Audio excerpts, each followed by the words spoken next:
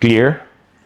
Letter C, for me, most important part, so you don't go the same pattern, is what we call mindfulness. That I am mindful every time, okay, bumabagsak ako, alright, ay aangat ko. Right? So, clearing exercise, this is your current relationship. Like if in case merong baby na medyo off, tatawagan ko, release ko lang yung judgment ko, kahapon, ito yung nangyari. Okay, God bless you, love you. Tapos na. Hindi na nagpatong-patong-patong. Tayo Pilipino, kailan tayo normally hinaharap yung mga dapat harapin?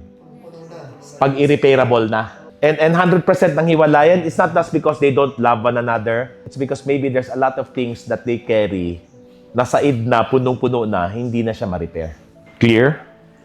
Letter C, for me, most important part, so you don't go the same pattern, is what we call mindfulness. That I am mindful every time, okay, bumabagsak ako, alright, ay aangat ko.